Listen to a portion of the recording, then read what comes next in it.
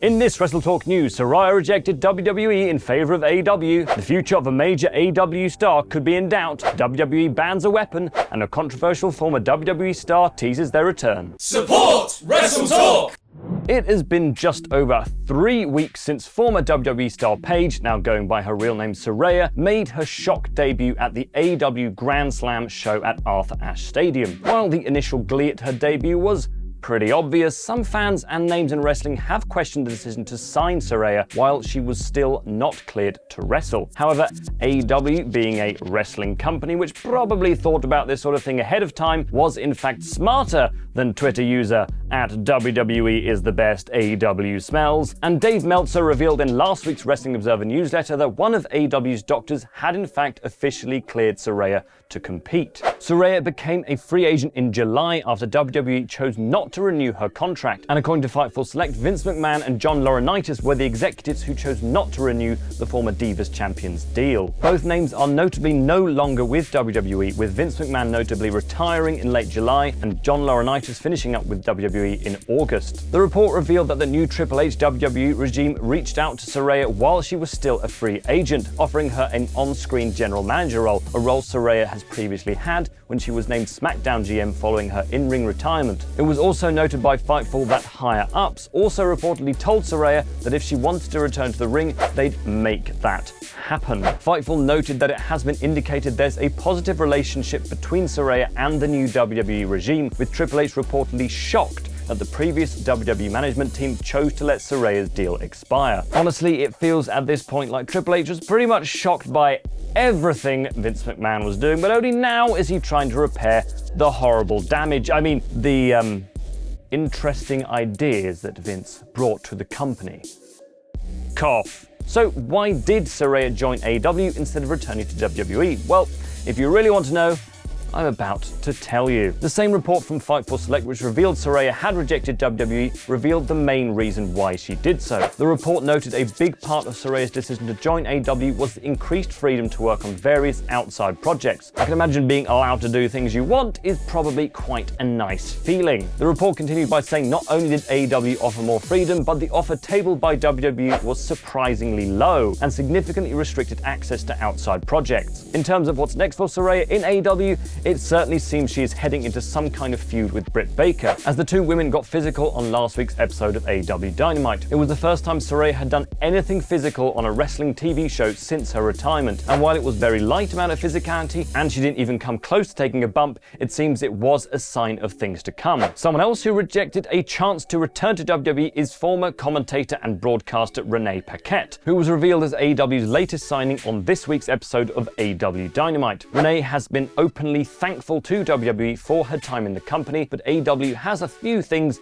WWE just can't offer. Speaking during her The Sessions podcast, Renee revealed it was conversations with husband Jon Moxley that ultimately led to her joining AEW. She said, honestly, a lot of it was talking to Jon, of being like, man, I want to be back in the wrestling world. I miss being around it. I miss doing stuff. Most of our conversations were internally between Jon and I about figuring it out. Like, yeah, I want to do something. I want to come back. I don't know what the conversation is, how we're going to go about that. She would add there's still one more announcement for her to make. I still have one more announcement, but I can't announce it yet, so everybody just let your buttholes keep puckering and we'll drop it soon. Don't worry, Renee. My butthole is rarely unpuckered. Thank you to our wonderful Patreon backers, Starbucks, Stephen Costa, and the Shield Maiden, the Zornice. To get your own wrestling name and shout out, head over to patreon.com/WrestleTalk for lots of extra content. Adam Cole is one of the biggest signings in AEW's pretty short history, and since signing just over a year ago, has made it very clear why he is recognized as one of the best to ever lace up his boots. Unfortunately, he hasn't been able to display his in-ring prowess in several months after suffering a serious concussion during a four-way IWGP World Heavyweight Championship match at AEW X New Japan Forbidden Door. Cole has since returned to TV, but his lack of wrestling has been pretty conspicuous, and a new report from Dave Meltzer on Wrestling Observer Radio has a lot of people very worried as to whether we'll ever see an Adam Cole match again. Meltzer reiterated just how serious the concussion Cole suffered was, and went on to say, it's a concussion, it's a bad concussion, real bad concussion. He'll be back when he's cleared. It could be tomorrow, and it could be never. You know what I mean? So while Dave is far from saying Cole's career is over, the fact that it's even a possibility is very concerning. We've seen in the past that concussions have a very varied recovery period, with some wrestlers returning after a few weeks, while others have taken several months and even years to recover fully. Given that this is a serious head injury, it's unlikely Cole will be cleared to compete unless everyone in AEW's medical team is completely satisfied he is ready to wrestle again. The wrestling world is worse off for a lack of Adam Cole matches, and hopefully he is able to return to the ring once he is healthy and ready to do so. But enough sadness. Do you know what's pretty cool? Thumbtacks are pretty cool. I sure hope WWE hasn't banned using them. Oh no, WWE has banned using thumbtacks.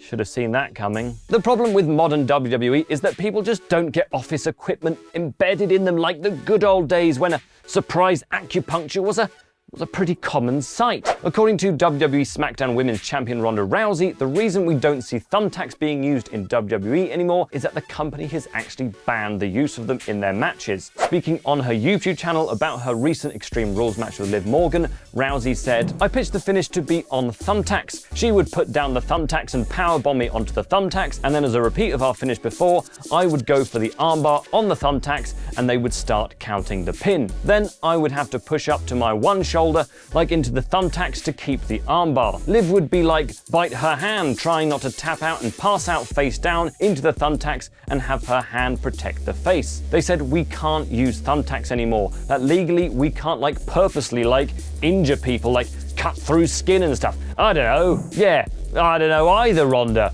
Why can't you legally injure people and cut through their skin? The whole world has gone soft.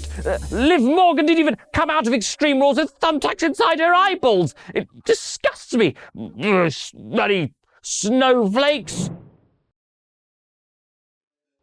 The return of Bray Wyatt has brought a lot of speculation from fans, not only on what exactly Bray's character entails, but also whether he will be alone. The much-rumoured Wyatt 6 faction that may include Bray himself, as well as his 5 extremely unsettling real-life Firefly Funhouse characters, has resulted in numerous teasers from WWE talent, including NXT's Grayson Waller, Joe Gacy, and Roxanne Perez, who have all been hinting at an involvement with Wyatt on social media. Well, it looks like it's not only current talent getting involved in the fun with Eva Marie, yes, that's Eva Marie, teasing that she could be returning to the company to join Wyatt's crew. The tease came after NXT's Quincy Elliott tweeted, "Bring back Eva," during this week's Raw, which led to Marie to respond with a video throwing a Lily doll into a trash can and stating, "If I make this, then I'm going back to WWE." She proceeded to Steph Curry that Lily doll right into the bin,